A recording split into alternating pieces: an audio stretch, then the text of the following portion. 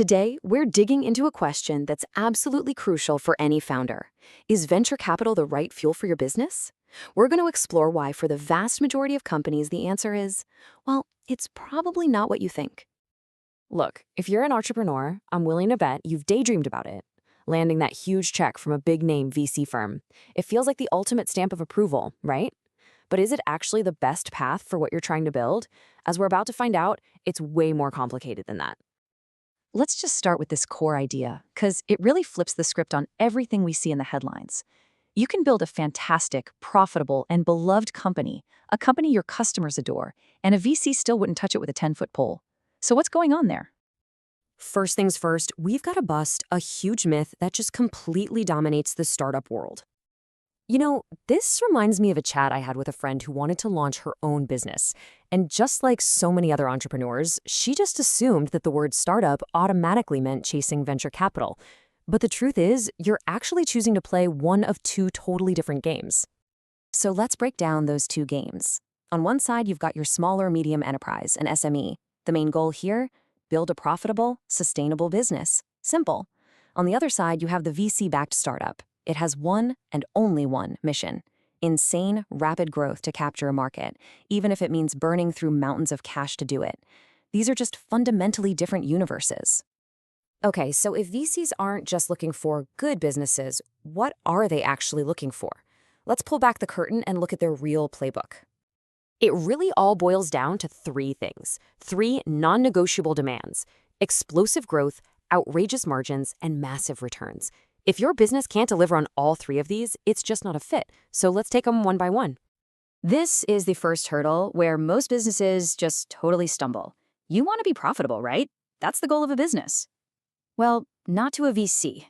A venture capitalist sees profit as money you failed to reinvest into growth.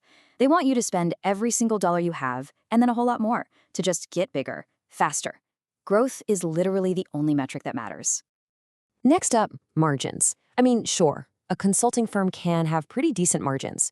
But to grow, what do you have to do? You have to hire more consultants. That's what we call linear growth.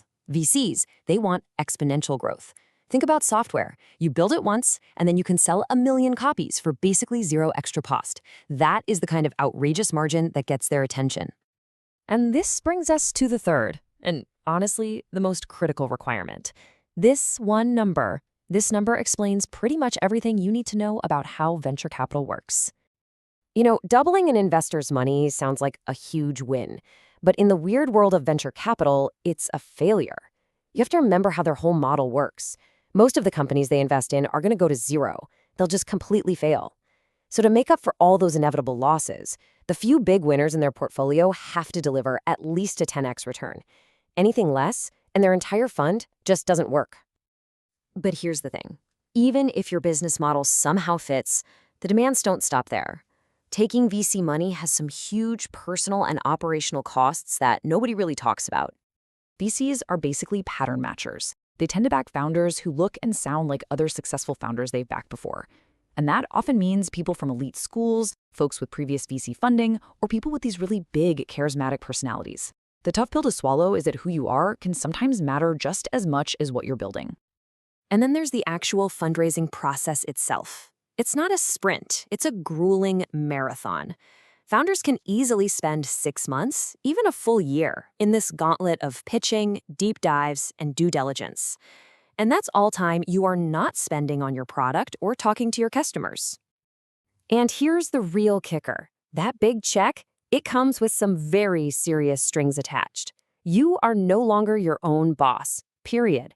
You will add investors to your board of directors, and if they don't think you're delivering on that explosive growth they demand, they absolutely have the power to replace you as CEO of the very company you started.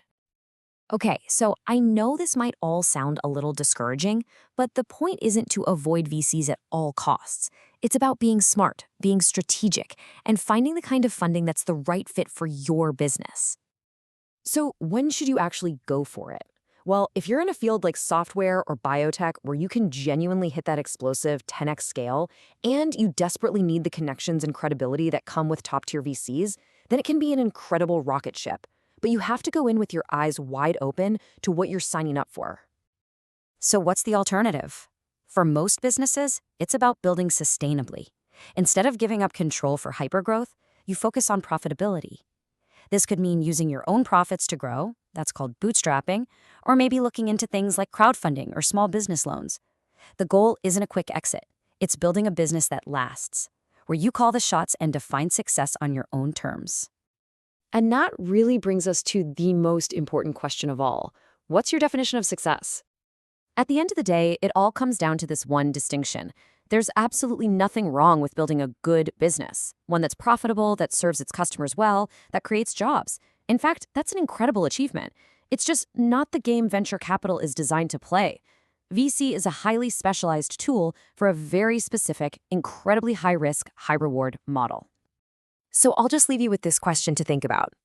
Understanding the difference between a good business and a VC-scale business, that's the first step.